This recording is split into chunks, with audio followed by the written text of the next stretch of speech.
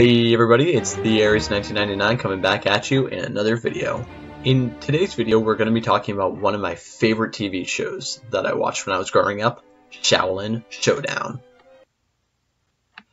If you are unfamiliar with Xiaolin Showdown, it is a show where a group of these martial artist monks explore the world for different magical artifacts called Shengon Wu.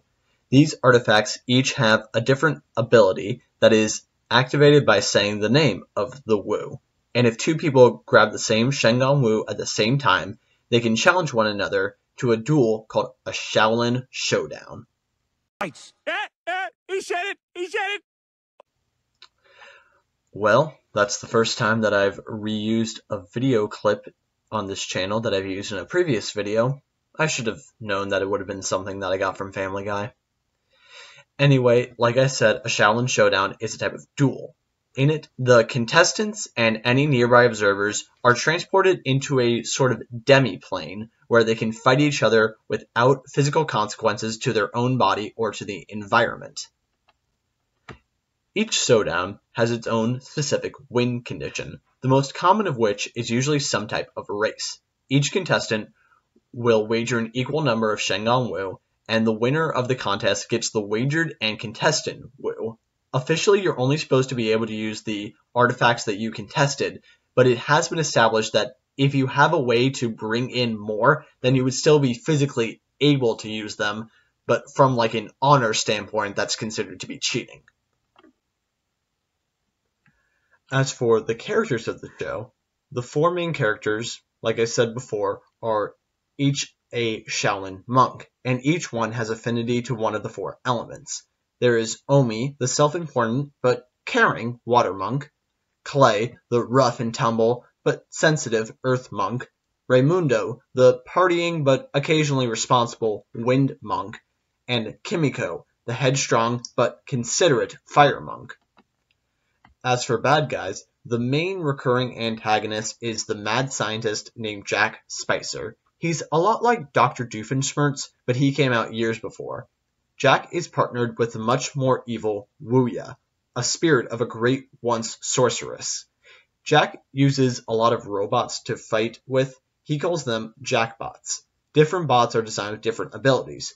If you wanted to use these, I will lay out stats for the regular Jackpot, and then you could edit it based on what you need that bot to do as a monster. The basic Jackpot would be a CR 1/2 construct. It would be weak to fire damage, but resistant to lightning damage. It would have rotating blades that do 1d6 plus 2 slashing damage. It would have a flying speed of 30 feet per round. For other stats, it would have a 13 in strength, a 16 in dexterity, an 18 in constitution, a 6 in intelligence, a 4 in wisdom, and a 1 in charisma. The average health would be about 13 or 2d8 plus 4. For the other versions, there's the Gunbot. This one could have a projectile attack instead of the rotary blades. It would do 1d4 bludgeoning damage, but you could get 3 attacks with it per round. There is the Winged Jackpot, which would have double the movement speed. The Regenerating Jackpot, that would have an average health of 22 or 4d8 plus 4, and it could heal itself by salvaging. There is the Giant Jackpot. This would have the health of a regenerating bot and the Gunbot's projectile attack, and it could attack 4 times per round instead of the normal 3 for the projectile. There was also at one point a Chameleon bot. This would effectively have the stats of a doppelganger, but it would be a construct. The idea behind these bots is that they would attack in droves in defense of Jack Spicer. Not to say that Jack is incapable of fighting, he just prefers to have his robots protect him. After all, why wouldn't he? He's able to hold his own using Shengon Wu against the monks and is a proven adversary in a showdown. Later on, we meet Chase Young, a great martial artist who used to fight on the side of good. Jack Spicer looks up to him as his inspiration. He prefers to use his own skills and as such, he rarely uses Shengon Wu, and when he does, it's never to give himself some kind of edge in combat. As a D&D character, he would be a high-level, way of the open hand monk. Towards the end of the show, there is also a character named Hannibal Roy Bean, an otherworldly creature that's mightier than even Chase. His motivation is just the promotion of evil itself. So those villains could make for interesting adversaries for your party to go up against, but what about the party itself? Well, if they wanted to play it as the protagonist, each one could perhaps be a different type of monk. Omi would be Way of the Shadow because of his ability to move stealthily and quickly. Clay would be Way of the Open Hand because of his physical prowess.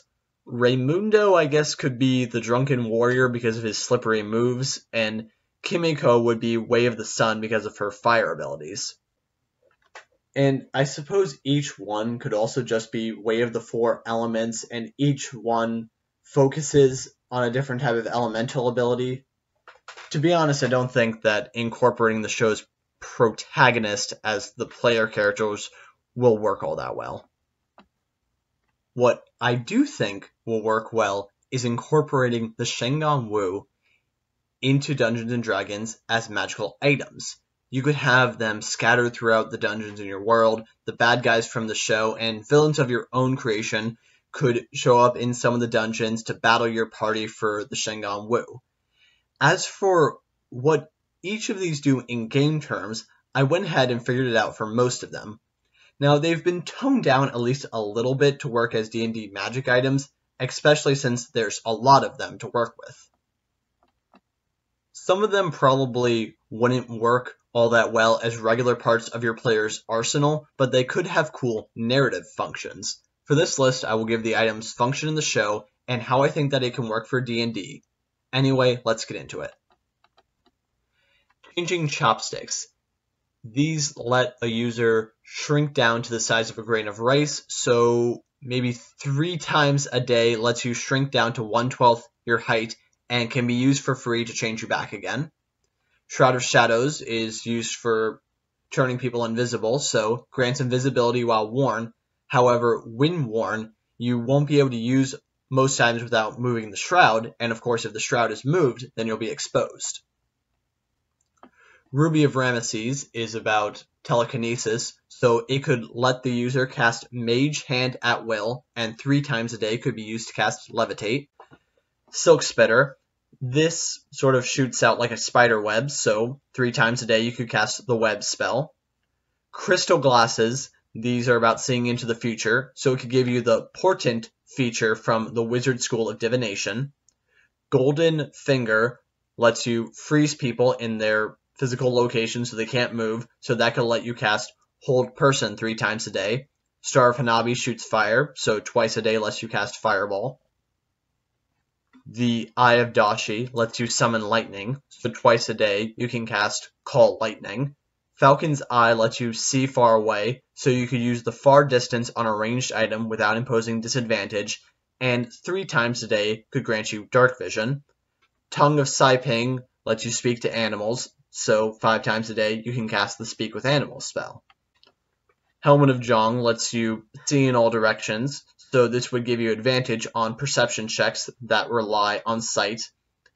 The Long E Kite lets you fly, so this would basically be a Wings of Flying. The Wings of Tanabe do the same thing, but they leave a rainbow trail. The Woozy Shooter lets you emit a noxious cloud that makes people act confused, so it could let you twice a day cast the Stinking Cloud spell. Fancy Feet increase your speed, so they're like the Boots of Speed, but they triple your walking speed instead of doubling it. And the Mind Reader Conch, that's, well, as you can probably tell, mind reading, so 3 times a day it lets you cast Detect Thoughts. The Sword of the Storms. This one sort of lets you summon very powerful winds, so 5 times a day it can be used to make all creatures in a 30-foot cone make a dex save or be knocked prone and take 1d6 slashing damage. It's half damage on a save and you're not knocked over. Tangled Web Comb shoots out these, I guess, tentacle-like things to restrain your opponent. So 3 times a day could make you force another creature to make a dexterity saving throw or be restrained on that creature's turn. It can make a strength or dex check to break 3. There's the Fist of Tebigong. This would be a 1d12 plus 2 bludgeoning weapon, and since you're just using it with one hand, you could, in your other hand, have like a sword or a shield or something. The Orb of Tournami makes water, so 5 times a day it can let you use the Create Water part of the Create/Destroy Water spell. The Glove of Jisaku summons nearby items, so 3 times a day can be used to make all items in a 30-foot cone that are not being held or worn fly towards you.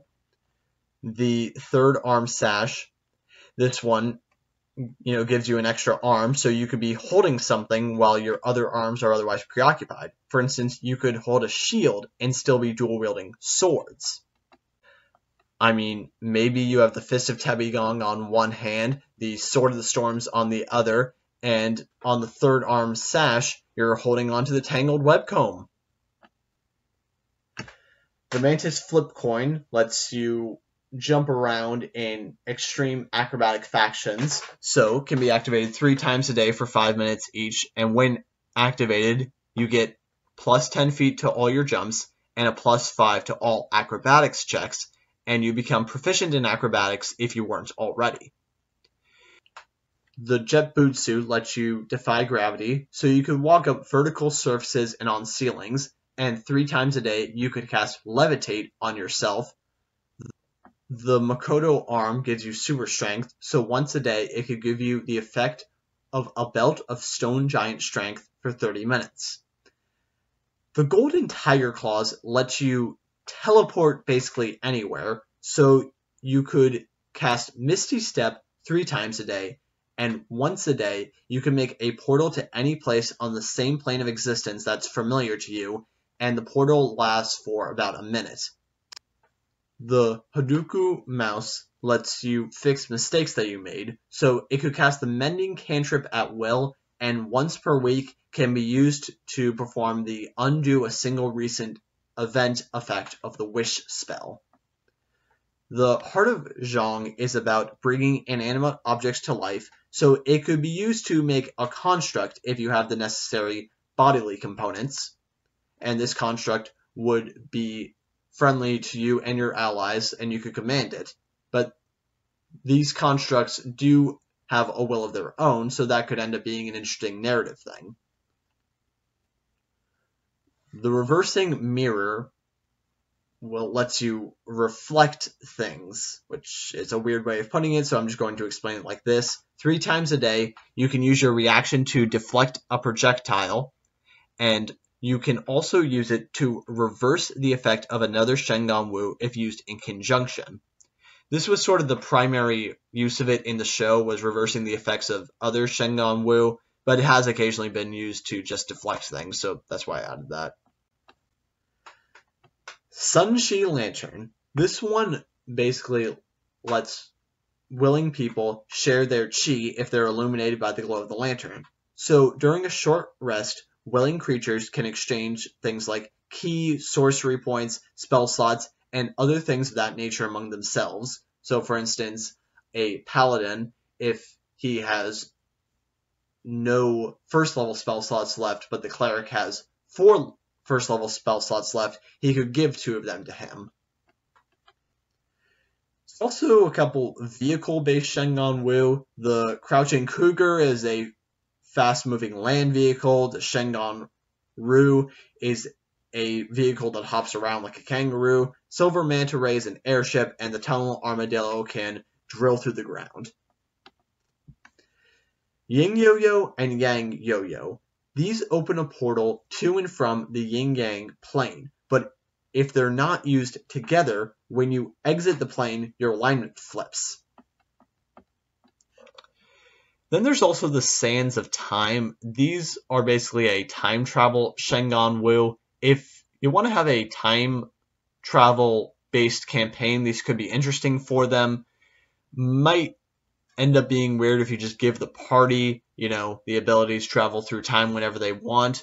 Could be interesting though. You might just want to use it as like a narrative story device. Just throwing it out there, but don't really think it fits in necessarily with a lot of the other Shengon Wu as D&D magic items.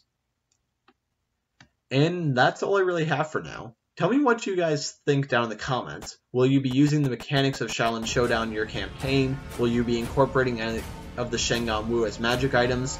I'm really interested to know your opinion. Anyway, I will see you guys next time. Have a great day, and God bless.